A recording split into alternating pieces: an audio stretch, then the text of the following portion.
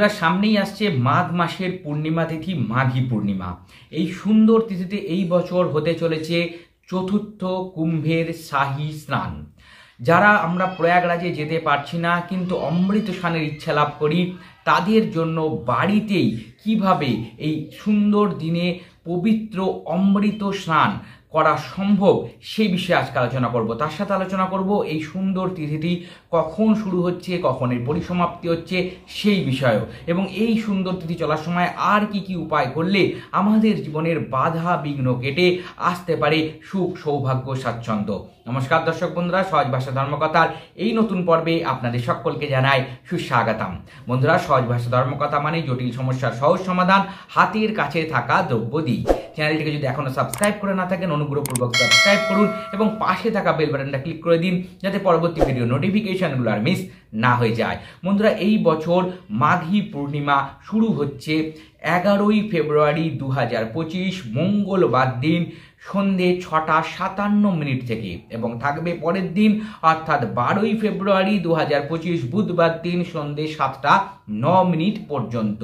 উদয় তিথি অনুযায়ী আমরা এই বছর মাঘী পূর্ণিমার পুণ্য স্নান তথা মাঘী পূর্ণিমার উপায় পুজো পাঠ করব 12ই ফেব্রুয়ারি 2025 বুধবার দিন।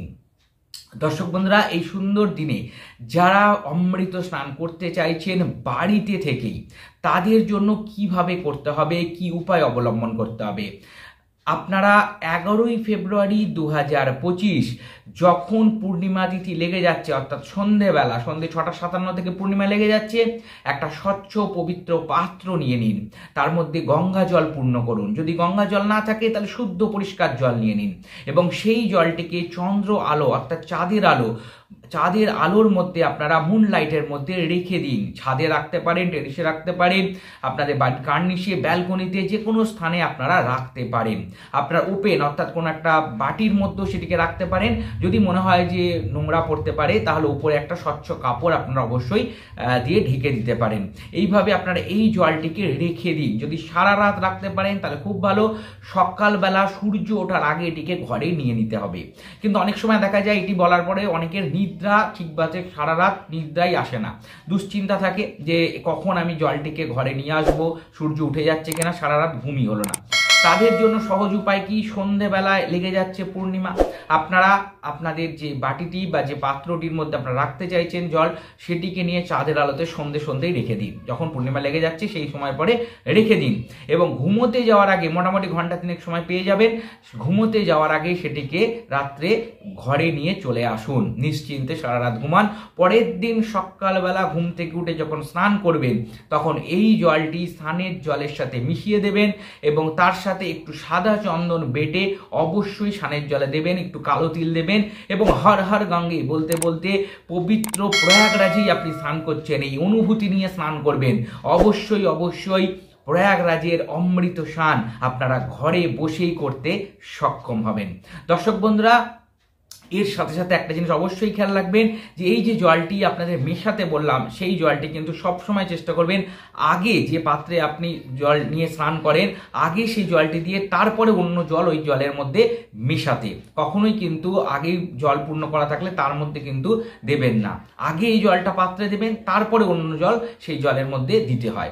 দর্শক বন্ধুরা, এবার বলছি এই সুন্দর দিনে অবশ্যই যে কাজগুলি আপনাদের করা উচিত, তার মধ্যে প্রথম হচ্ছে সূর্যদেবকে প্রণাম করা। অবশ্যই স্নান করে উঠে সূর্যদেবকে প্রণাম করা, সূর্য অর্ঘ্য নিবেদন করা, এই সমস্ত কাজগুলো এই দিন অবশ্যই করবেন। এরপরে যে কোনো শিবালয়ে গিয়ে, বাড়িতেই যদি আপনাদের শিবলিঙ্গ থাকে তাকে অবশ্যই কালো তিল সহযোগে জল দিয়ে দিন অবশ্যই স্নান করাবেন, অর্থাৎ অভিষেক ক্রিয়া করবেন।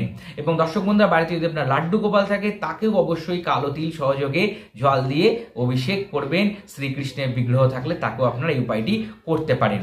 অবশ্যই সাদা চন্দন এবং তার সাথে একটু তুলসী পাতা দিয়ে আপনারা অবশ্যই নারায়ণ, শ্রীকৃষ্ণ কৃষ্ণ বাড়ির লাড্ডু গোপালকে অবশ্যই নিবেদন করুন। দর্শক বন্ধুরা, এই দিন কিন্তু সাদা চন্দন বেটে কপালে ধারণ করতে ভুলবেন না। বাড়ির প্রত্যেককে ধারণ করান এবং নিজেও অবশ্যই সাদা চন্দন এই দিন কপালে অবশ্যই তিলক হিসাবে ধারণ করুন। এই বিশেষ তিথিতে বাড়িতে গীতা পাঠ, বিষ্ণু সহস্র নাম পাঠ, এই ধরনের যে ক্রিয়াগুলো আছে, ভাগবত পাঠ, এগুলো অবশ্যই করতে পারেন বা এই সংক্রান্ত বিষয়গুলো আপনারা চালিয়ে দিতে পারেন বাড়িতে। বিভিন্ন এখন মোবাইলের মাধ্যমে আপনারা শুনতে পান, সেগুলো অবশ্যই পাঠ বা শ্রবণ অবশ্যই এদিন করবেন। এই দিন দানের বিশেষ মাহাত্ম্য আছে। স্নানের সাথে সাথে অবশ্যই এই দিন চাল, ডাল, এই জাতীয় যে শস্য, সেগুলো কোনো দরিদ্র ব্যক্তি বা ব্রাহ্মণকে আপনারা দান করতে পারেন। এই দিন বাড়িতে অবশ্যই 5টা ফল নিয়ে এসে নিবেদন করুন। আপনার যে ঠাকুরকে মানেন, যে বাড়িতে যার বিগ্রহ আছে, তাকে অবশ্যই নিবেদন করুন এবং প্রসাদ হিসাবে সকলে গ্রহণ করুন। বাড়িতে যদি লাড্ডু গোপাল থাকে, তাকে অবশ্যই এদিন তিলের এবং গুড় দিয়ে যে প্রস্তুত নাড়ুগুলো হয়, তিলের নাড়ু গুড় দিয়ে প্রস্তুত, সেইগুলো অবশ্যই নিবেদন করুন এবং প্রসাদ হিসেবে সকলের মধ্যে বন্টন করে দিন।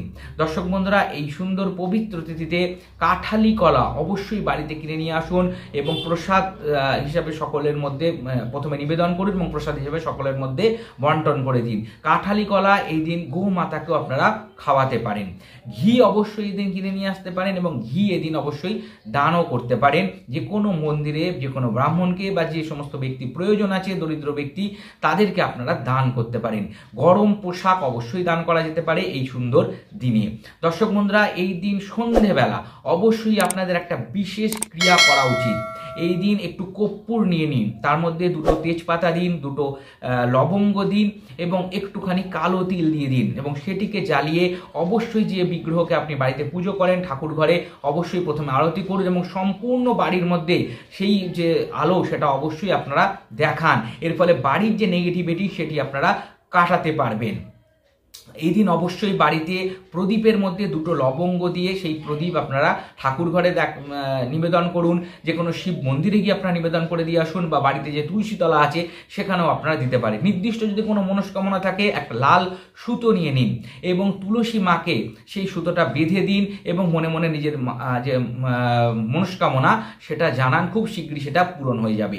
অশ্বত্থ গাছের কাছে গিয়ে আপনারা প্রদীপ নিবেদন করে দিয়ে আসতে পারেন। অশ্বত্থ গাছে এই দিন জল, তিল এবং দুধ সহযোগে মিশ্রিত করে আপনারা চড়িয়েও দিয়ে আসতে পারেন। এই সুন্দর ক্রিয়াগুলি অবশ্যই এই বিশেষ তিথিতে করুন এবং যদি এগুলো কোনোটাই করতে না পারেন, অন্তত পক্ষে একটু হাতে গঙ্গা জল নিন এবং নিজের ওপরে অবশ্যই সেই গঙ্গা জল ছিটিয়ে দিন স্নান করে উঠে এবং মনে মনে হর হর গঙ্গে এই কথাটি অবশ্যই বলুন। অবশ্যই আপনাদের ওপরে বিশেষ কৃপা আশীর্বাদ আসবে, মন অনেক সুন্দর হবে, মনের টেনশন দুশ্চিন্তা কাটবে, সুখ সৌভাগ্য স্বাচ্ছন্দ্য লাভ হবে। দর্শক বন্ধুরা, পবিত্র এই সুন্দর মাঘী পূর্ণিমাতে অবশ্যই এই উপায়গুলো করতে আপনাদের ভালোই লাগবে। আর আজকের পর্ব নিশ্চয়ই আপনাদের ভালো লেগেছে। যদি ভালো লেগে থাকে একটা লাইক দিয়ে আমাকে উৎসাহিত করুন এবং সহজ ভাষায় ধর্মকথায় এরকম আরও পর্ব পেতে সহজ ভাষা ধর্মকথা আপনাদের এই প্রিয় চ্যানেলকে সাবস্ক্রাইব করে পাশে থাকা বেল বাটনটা অবশ্যই ক্লিক করে দিন, যাতে পরবর্তী ভিডিও নোটিফিকেশনগুলো আর মিস না হয়ে যায়। আর বন্ধুরা, আমাদের ফেসবুক পেজ সহজ ভাষা ধর্মকথা, ওখানেও একটা লাইক দিয়ে রাখুন। হিন্দু ধর্মশাস্ত্রের বিভিন্ন বিষয়, মন্ত্রতন্ত্র, ওখানে নিয়মিত আলোচনা হয়ে থাকি। আগামী মাঘী পূর্ণিমার শুভেচ্ছা অভিনন্দন সহ আজকের মতন বিদায় নিচ্ছি। নমস্কার।